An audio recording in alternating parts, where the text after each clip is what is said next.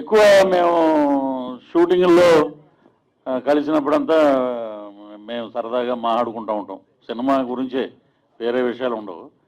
ఈ మధ్య ఒకడు ఫోన్ చేశాడు నాకు, అన్నా నమస్తే అన్న అంటే, ఏం బాబు అన్న మీకు తాగుబోతు రమేష్ గారు ఎలా పరిచయం అంటే, ఏమన్నా పెద్ద ఇది క్వశ్చన్ అలా అడిగేవాడి అంటే, అలా కాదండి, మీరేమో ఎక్కడో తాడేపల్లి కూడా ఉన్నారు, ఆయనేమో ఎక్కడో కొత్త కూడా ఉంటారు. అవునా, అక్కడ బొగ్గు కార్మికుల దగ్గర నేను బండి తోలేవాడు, నేను గోదావరి గారిలో నేను జీప్ డ్రైవర్ అన్న. అవునా, లేకపోతే నీకు ఎదురైనా ఫ్రెండ్షిప్ ఎల్లలో ప్రపంచాలు దాటినా కూడా స్నేహమే.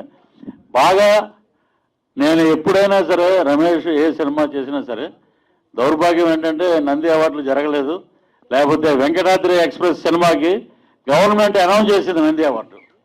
ఆ నంది అవార్డులు ఇంకా ఆ పాత నందులతో పాటు 10 నందులు వారి ఇంటికి చేరాలని కొత్త సంవత్సరం మనస్ఫూర్తిగా కోరుకుంటున్నాం.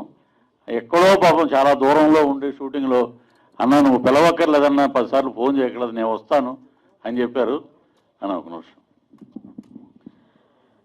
మీడియా మిత్రులందరికీ నమస్కారం అండి. నూతన సంవత్సర శుభాకాంక్షలు. పృథ్వీ అన్న గురించి అందరికీ తెలుసు. 30 ఇయర్స్ ఇండస్ట్రీ. ఇంకో 10 సంవత్సరాల తర్వాత కూడా ఆయన 30 ఇయర్స్ ఇండస్ట్రీ. ఇంకో 30 సంవత్సరాల తర్వాత కూడా అన్నగారు 30 ఇయర్స్ ఇండస్ట్రీ. ఓకే, అంటే కమెడియన్గా మీ అందరికీ తెలుసు. ఆయన గురించి మాట్లాడే అంత పెద్ద కమెడియన్ ఏం కాదు నేను. కానీ ఫస్ట్ టైం డైరెక్షన్ చేస్తాడు రంగుల ప్రపంచం. ఎందుకంటే ఎక్కడి నుంచో వచ్చి ప్రభాకర్ రెడ్డి గారి ఫోటో ఉంటుంది ఆయన జేబులో. చాలాసార్లు చెప్పిండు. నాకు తెలిసి ఒక పేరు వచ్చిన తర్వాత ఎవరైనా ఆదరించినా, ఎవరైనా సాయం చేసినా ఎవరు పట్టించుకోరు, మర్చిపోతారు. అలాంటిది ప్రభాకర్ రెడ్డి లేకపోతే నేను ఈరోజు లేని తమ్ముడు అంటుంటాడు. అందుకు లైఫ్లో నేను ఎప్పటికీ మర్చిపోలేదన్నా. ఆయనను మీ అమ్మ నాన్న తర్వాత నీ జీవితంలో ఆయనే ఉంటాడు.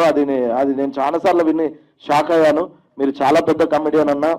డైరెక్టర్గా కూడా అంత పెద్ద డైరెక్టర్ అవ్వాలని మనస్ఫూర్తిగా కోరుకుంటూ నేను సెలవు తీసుకుంటున్నా. Thank you.